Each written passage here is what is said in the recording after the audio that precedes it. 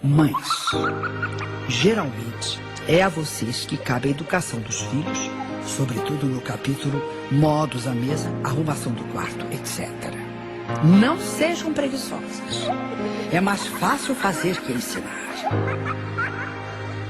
Mas tenham coragem. Ensinem. E comecem cedo para que os bons hábitos se tornem uma segunda natureza e não um procedimento para se ter só na frente das visitas. Seja rigorosa. Eles vão te odiar, às vezes. Você vai querer esganá-los frequentemente. Faz parte entre as pessoas que se amam. Mas um belo dia alguém vai dizer o quanto seu filho é educado, prestativo, gentil, querido. Você vai desmaiar de surpresa e felicidade. Eu nunca me esqueço da história daquela mãe que se dirigiu a uma especialista de boas maneiras para saber com que idade deveria colocar seu filho no curso. Ao saber que o futuro aluno estava com 3 meses de idade, ela respondeu: mas talvez já seja muito tarde. Não morra de vergonha se seu filho deu um vexame na frente dos seus amigos. Não valorize os erros nem dê bronca em público. Nunca trate a criança como se ela fosse uma débil mental. Elas entendem tudo. Use sempre um bom vocabulário. Isso aumenta a capacidade linguística das crianças.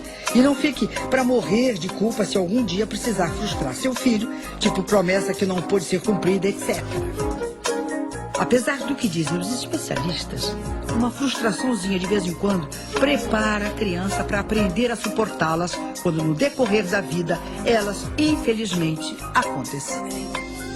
O palavrão é dito por todos, até em televisão, escrito nos jornais, etc. Para entender que uma criança não repita é puro delírio.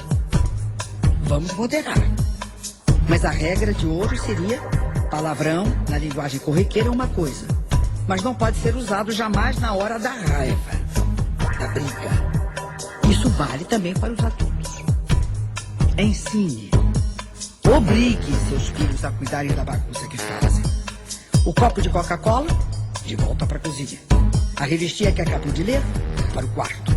Os bilhares de papeizinhos de bis, amassar e jogar no cinzeiro. A lista não tem fim, porque a imaginação de uma criança para instalar o caos onde quer que esteja é também infinita. Alguns mandamentos. Não sair para se servir correndo na frente dos outros. O ideal, aliás, seria que as crianças, até uma certa idade, fizessem as refeições antes dos adultos, com as mães ali ao lado, patrulhando as boas maneiras. Não deixar cair um grão sequer na mesa. Não encher demais o prato. A fome no mundo, etc, etc. Se encher, que coma tudo. A partir dos 5 anos, não cortar a carne toda de uma vez. Sim, talvez eu tenha exagerado. 7. Não misturar carne com peixe, macarrão com farofa, etc. Isso é cultura. Pedir licença para se levantar quando a refeição terminar. Pode alegar que precisa estudar. Para evitar aquela tortura de ficar na mesa até a hora do café. Um suplício. Não bater a porta do quarto com estrondo, nem quando brigar com o irmão. Só gritar se for por mordida de cobra. Ficar mudo, estático, dentro do elevador. Não chamar a amiga da mãe de tia. Aliás, não chamar ninguém de tia, a não ser as tias de verdade. E só, para deixar bem claro, tia Rosina, tia Helena, nunca tia só. Eu adoro bebês. Quando começa a idade da correria, eu confesso que já adoro um pouco menos. Eu tenho que dizer isso bem baixinho para não ofender as mães. Vamos então falar dessa fase sublime. Elas gostam de passar no espaço de 15 centímetros que existe entre o sofá e a mesa. Brincam de pique numa sala de 2x3.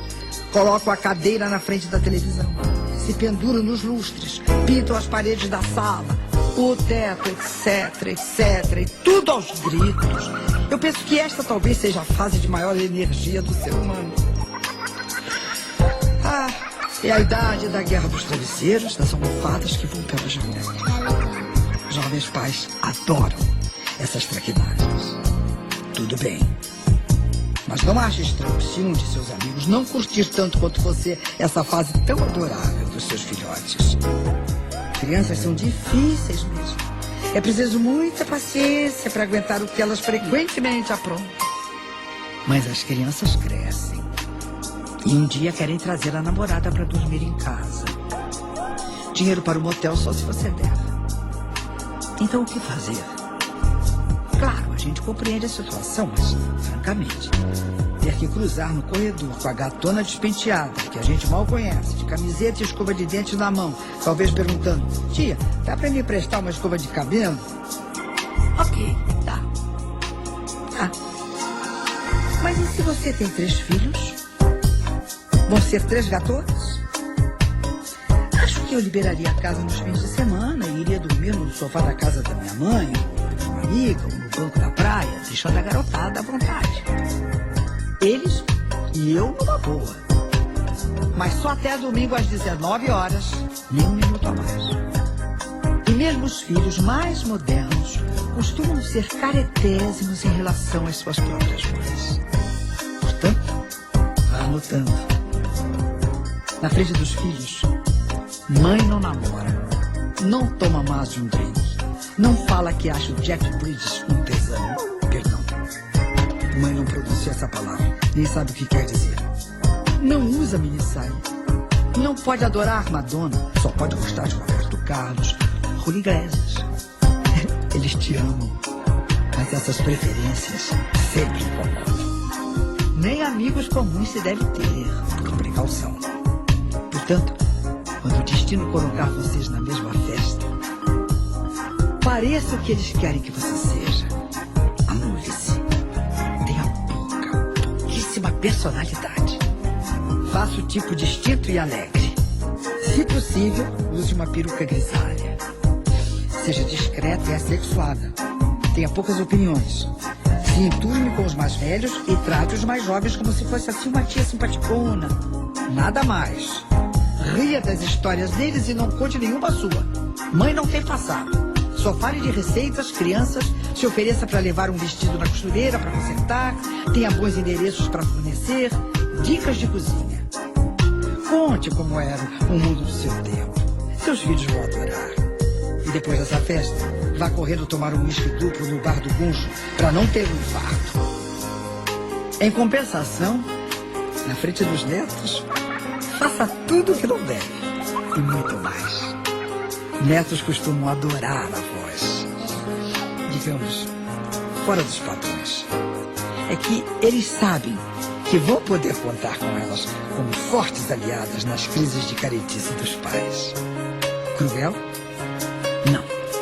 Apenas verdade. E mais. Isso é que faz o equilíbrio